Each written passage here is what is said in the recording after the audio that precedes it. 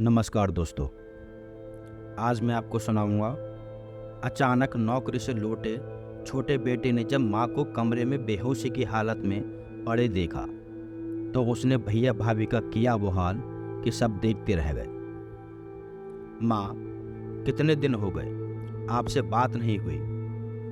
जब भी भैया से पूछता हूँ तो भैया कह देते हैं कि आप मंदिर में हैं या फिर आराम कर रही हैं। क्या आपको मेरी याद नहीं आ रही?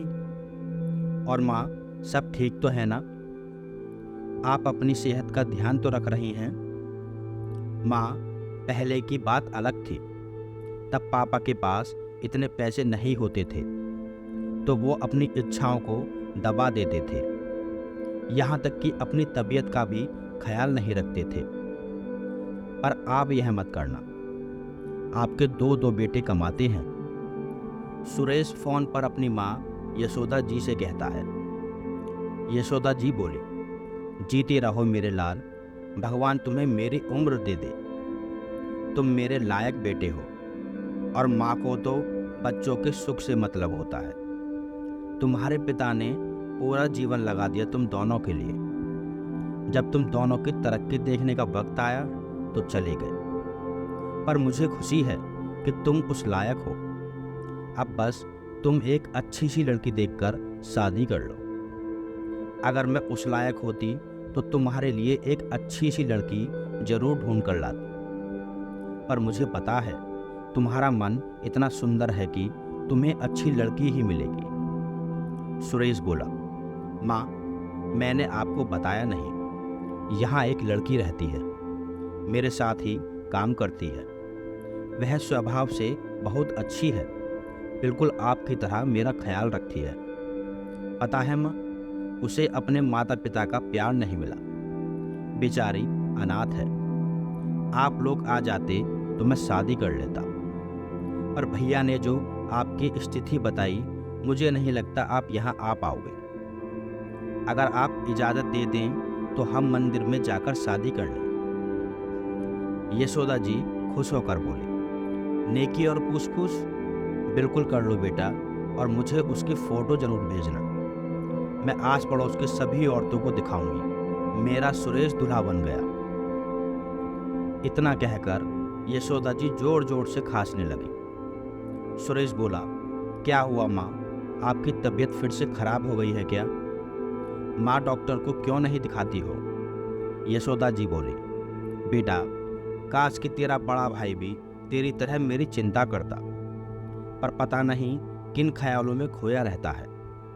सुरेश बोला, माँ, जब मैंने भैया को कहा था कि मैं माँ को अपने साथ रखता हूँ तो उन्होंने सीना चौड़ा करके कहा था कि मैं बेहतर तरीके से उन्हें संभाल सकता हूँ। अब क्या हुआ? खैर छोड़िए इन बातों को। मैं आज ही भैया को पैसे भेजता हूँ। मैं तो पहले भी आपके लिए भैया को पैसे भेजता रहा हूँ। क्या आपको बताया नहीं उन्होंने? यशोदा जी ने सोचा उनके कुछ कहने से कहीं दोनों भाइयों के रिश्ते में दरार ना आ जाए, तो उन्होंने बात को संभालते हुए बोला, बेटा, बहुत ध्यान रखता है। अब तुम पैसे भेज रही हो तो मैं कल ही उसे कहूँगी कि किसी अच्छे डॉक्टर को मुझे दिखा दे। तुम चिंता मत करो, मैं पंडित जी से पूछकर तुम्हें कोई अच्छा सा मुहूर्त बताऊंगी। उसी दिन मंदिर में जाकर तुम दिव्या को मेरी बहू बना लेना। बेटा, मैं तुम्हारे लिए बहुत खुश हूँ। योगेश और सुरेश यशोदा जी के दो बेटे थे। योगेश को माता पिता ने खूब पढ़ाया और उसे शहर से बाहर जाने के लिए कहा, परंतु वो शहर से बाहर जाना नहीं चाहता था। सुरेश पढ़ाई के बाद मुंबई चला गया और वहीं उसकी एक कंपनी में अच्छी नौकरी लग गई। पिताजी की मृत्यु के बाद योगेश ने यशोदा जी को अपने साथ ये कहकर रखा कि वो माँ की बेहतर देखभाल करेगा। योगेश की पत्नी बहुत ही गर्म मिजाज की थी। अगले दिन यशोदा जी ने योगेश को सुरेश की शादी की बात बताई तो योगेश बोला, अभी क्या जरूरत थी शादी करने की? रुक जाता, पैसे जमा कर लेता। अभी बबलू बेटे की पढ़ाई में इतने पैसे खर्च होते हैं, अब शादी कर लेगा, बीवी आ जाएगी, तो अपने भाई भतीजी पर ध्यान नहीं दे पाएगा। आपने कैसे इजाज़त दे दी माँ उसे? कई बार बोला है, जब दिमाग काम ना करे तो किसी को सुझाव मत दिया करो। यशोदा जी बोली, बेटा, पिछले 3 सालों से वह मेरा और कुछ इस घर का भी बोझ उठा रहा है। आखिर अपनी जिंदगी कब शुरू करेगा? जबकि तुम्हें न घर का किराया देना पड़ता है और न अनाज पानी का खर्चा होता है, फिर भी तुम अपने भाई के लिए ऐसी बातें कर रहे हो। फिर यशोदा जी ने योगेश से फोन मांगा और बेटे सुरेश को पंडित जी द्वारा की गई सारी बातें बताई। सुरेश ने माँ का कहना माना और शादी कर ली। एक रोज यशोदा जी की तबीयत खराब हो गई। यशोदा जी बोली, योगेश, सुरेश ने कहा था कि वह तुम्हें पैसे भेजेगा, क्या उसने पैसे भेज दिए? यशोदा जी की बात सुनकर योगेश एकदम से सक पकाया और फिर बोला, हाँ माँ, भेज दिए, बस 20,000 भेजे हैं। आपको तो लग रहा होगा जैसे उसने कोई 3-4 करोड़ भेज दिए हैं। क्यों, आपको हिसाब लेना है क्या? यशोदा जी बोली, बेटा, मैं तो इसलिए कह रही थी कि मुझे किसी अच्छे डॉक्टर को दिखा दो। मेरी खांसी खत्म ही नहीं हो रही, ऐसा ना हो कि कोई और नई बीमारी हो जाए। योगेश बोला, माँ, घर में बच्चे हैं, अगर आपको कोई ऐसी वैसी बीमारी हो गई तो मैं पहले ही कह देता हूँ, आपको मैं आश्रम छोड़ दूंगा, और अभी मेरे पास समय नहीं है। जब समय होगा मैं आपको डॉक्टर को दिखा दूंगा। इतना कहकर वो वहां से चला गया। थोड़ी देर बाद शाम हो गई। योगेश की पत्नी सीमा यशोदा जी को चाय देते हुए बोली, माँ जी, चाय थोड़ी कम पिया करो, चीनी महंगी हो गई है। यशोदा जी बोले, बहू, तुम चिंता मत करो, मुझे चीनी की बीमारी नहीं है, और चाय में थोड़ा अदरक डाल देती तो शायद मेरी खांसी ठीक हो जाती। योगेश के पास तो वक्त नहीं है, क्या तुम मुझे डॉक्टर के पास ले चलोगी? सीमा एकदम से बोली, माँ जी, आपको क्या लगता है मैं घर में खाली बैठी रहती हूँ? अरे, नौकरों के पीछे भी लगना पड़ता है, तब जाकर वो काम करते हैं। आपकी तरह पूरे दिन बिस्तर नहीं तोड़ती हूँ, और तबीयत खराब है तो अपने बेटे से कहिएगा मैंने आपकी जिम्मेदारी नहीं ले रखी है। इतना कहकर वो अभी वहां से चली गई। यशोदा जी बेटे का इंतजार करती रही, और बेटा देर रात तक लौटा तो माँ का मन नहीं किया उसे परेशान करने का। बेचारे बिना कुछ खाए पिए चुपचाप से सो गए। धीरे धीरे समय बीतने लगा। दिव्या और सुरेश अपनी गृहस्थी बसाने लगे। दिव्या समझदार और कोमल हृदय वाली लड़की थी। दिव्या हर दिन समय निकालकर यशोदा जी से फोन पर बातें करती और अक्सर कहती, मम्मी जी, यहाँ भी कोई नहीं रहता है, आप हमारे साथ आकर क्यों नहीं रहती? मुझे भी माँ का प्यार मिल जाएगा। बेचारी यशोदा जी जब कभी बड़े बेटे बहू से छोटे बेटे के पास जाने की बात करती तो कभी बच्चों का तो कभी समाज का वास्ता देकर उन्हें रोक लेते थे, और बेचारी यशोदा जी दिव्या को बहला फुसलाकर मना कर देती। धीरे धीरे समय बीतता गया और सुरेश को उसकी कंपनी में इतना काम उसे मिल गया कि वह अपनी माँ से मिलने नहीं आ पा रहे थे। पर उधर यशोदा जी की तबीयत दिनों दिन बिगड़ती जा रही थी। जब भी वह डॉक्टर की बात करती, बेटा स्टोर से कोई सिरप लाकर दे देता, तो कभी बहू अदरक का टुकड़ा उठाकर उनके मुंह में रख देती। सुरेश को माँ की खांसी सुनाई देती तो वो पैसे भेजता और पैसे भाई हजम कर लेता। समय बीता। सुरेश के एक मित्र की शादी जयपुर में थी। ये जानकर सुरेश और दिव्या बहुत खुश हुए। सुरेश बोला, ये अच्छा मौका है माँ से मिलने का। शादी गुरुवार की है, शुक्रवार को छुट्टी ले लूँगा, फिर शनिवार और रविवार हमारे पास बहुत वक्त होगा। माँ हमें देखकर बहुत खुश हो जाएगी। दिव्या बोली, तो मैं माँ को फ़ोन कर देती हूँ। सुरेश बोला, नहीं नहीं, अभी किसी को कुछ नहीं बताएंगे, उन्हें सरप्राइज देंगे। यही सोचकर दोनों तैयारी करने लगे। करीब 1 हफ्ते बाद सुरेश और दिव्या जयपुर शादी में पहुंचे। कार्यक्रम खत्म होते होते सुबह हो गई। सुरेश और दिव्या घर के लिए रवाना हुए। सुबह के 6 बज रहे थे। दोनों ने दरवाजे पर दस्तक दी। योगेश ने दरवाजा खोला। सुरेश को सामने देख वह हैरान हो गया। सुरेश, तुम अचानक? क्या हुआ? तुमने हमें खबर भी नहीं दी।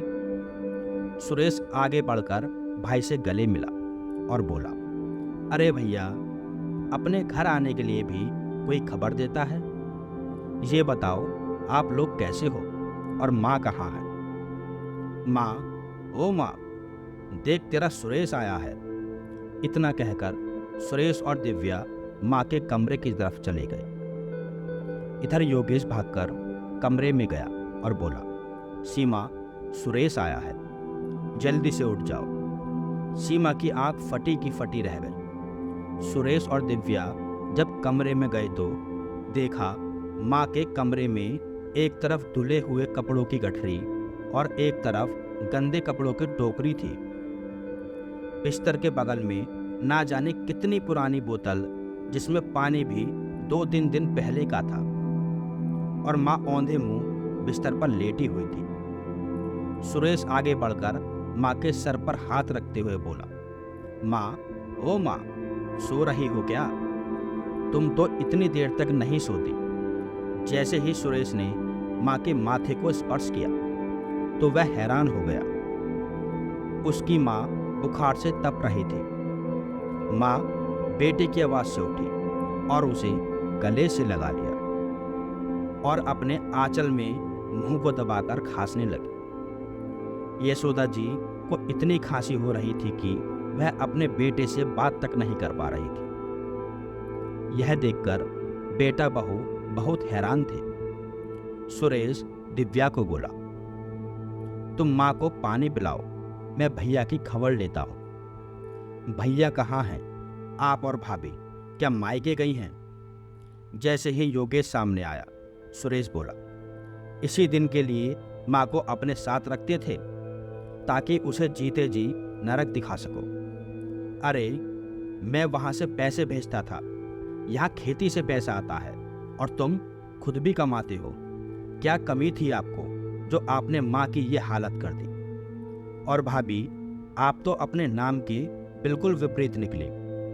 यशोदा जी इतनी कमजोर थी कि दिव्या का सहारा लेते हुए बाहर निकली और बोली, सुरेश, तुम उसकी तरह मत बनो बेटा।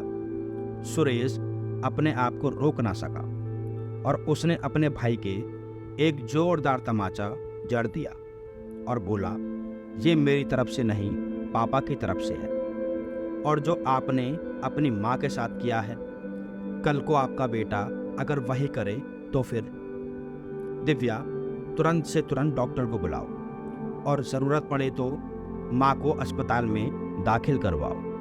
और भैया, मैंने जो आज तक आपको पैसे भेजे और खेती से जितने भी पैसे आए, उन सभी का मुझे आज रात तक हिसाब चाहिए। इतना कहकर वो माँ को कमरे में ले गए। सुरेश और दिव्या माँ के पास आकर माफ़ी मांगने लगे।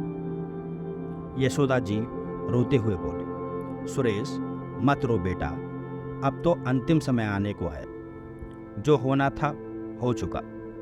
सुरेश बोला, माँ, बड़े भाई पर हाथ उठाने का पाप मैं भी नहीं करता, पर आज इतनी हरकतों ने मुझे भी पापी बना दिया। मम्मी जी, जिसके पास माँ बाप होते हैं वे उनका महत्व नहीं समझते। कोई मुझसे पूछे कि माँ बाप के ना होने का गम क्या होता है? दिव्या बोली। सुरेश बोला, माँ, मैं आज तक भैया से हिसाब नहीं लेता था, यह सोचकर कि वह आपका ध्यान रखते हैं, पर मुझे अपने आप पर शर्म आ रही है। कई बार बच्चों को प्यार की भाषा समझ नहीं आती। आप बस आराम कीजिए माँ। दोनों भाइयों में बहुत बहस हुई। इधर 2-3 दिन तक दिव्या ने यशोदा जी का बहुत ख्याल रखा तो उनकी हालत बेहतर हुई। दिव्या ने जब सीमा को समझाना चाहा तो वो बोली, अगर इतनी ही चिंता है तो इस बोझ की गठरी को अपने साथ क्यों नहीं ले जाती। दिव्या हैरान रह गई। उसने यह बात सुरेश को बताई और बोली, मम्मी जी को यहाँ रखना खतरे से खाली नहीं होगा, इन्हें हम अपने साथ ले चलते हैं। सुरेश ने माँ को पूरी बात बताई। उस दिन यशोदा जी बहुत रोए और बोले, बेटा, मैं ये नहीं सोच रही थी कि मेरा दूध का कर्ज बेटा मुझे भूखा रख कर चुकाएगा। माँ की ये बातें सुनकर सुरेश और दिव्या की आंखें भर आईं। माँ के बिना कहे ही वे सब कुछ समझ गया। उसने कहा, माँ, जब हम बचपन में गलती करते थे आप हमें सजा देती थी। अगर आज आपने भैया को सबक नहीं सिखाया तो कल को आपके जैसे ना जाने कितनी ही माएँ ऐसे ही बीमार दुखी दुनिया से चली जाएंगी या फिर वृद्ध आश्रम के बाहर पाई जाएंगी। क्या आप यह चाहती हैं? दिव्या ने यशोदा जी के कंधे पर हाथ रखा तो यशोदा जी को साहस मिला और उन्हें याद आया कि कितनी मेहनत से उनके पति ने यह घर परिवार बनाया था। इस बड़े बेटे बहू के लोभ ने तितर बितर कर दिया। 2 दिन बाद सुरेश यशोदा जी को लेकर मुंबई जाने लगा। योगेश ने बहुत हंगामा किया तो सुरेश ने पुलिस में खबर कर दी। फिर यशोदा जी को लेकर वो मुंबई चला गया। कुछ दिन बाद कोर्ट के द्वारा योगेश को एक कागज मिला जिसमें साफ साफ लिखा था, खेती बाड़ी से जो पैसा आता है आधा पैसा पोते की पढ़ाई में खर्च होगा और जयपुर वाला घर यशोदा जी की रजामंदी से बेच दिया गया और वह पैसे यशोदा जी ने सुरेश और दिव्या को दे दिए।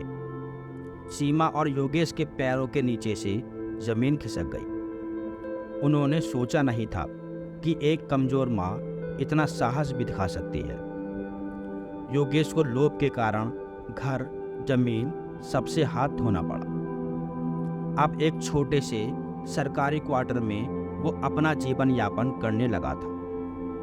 यशोदा जी जब तक जिंदा रहीं दोबारा लौटकर जयपुर कभी नहीं आई। सुरेश और दिव्या ने उनकी पूरी देखभाल की और सभी हंसी खुशी साथ में रहने लगे। मित्रों, परिवार एक ऐसा सहारा होता है जो सुख दुख में काम आता है। रिश्तों में लालच आ जाए तो वह परिवार तितर बितर हो जाता है। माता पिता परिवार रूपी माला के धागे होते हैं और जब कोई भाग्य को ही तोड़ दे तो कोई रिश्ता कहाँ से टिक पाता है। दोस्तों, आपको यह कहानी कैसी लगी हमें कमेंट करके ज़रूर बताएं और हमारे चैनल मायरा वॉइस को सब्सक्राइब जरूर करें। आपका बहुत बहुत धन्यवाद।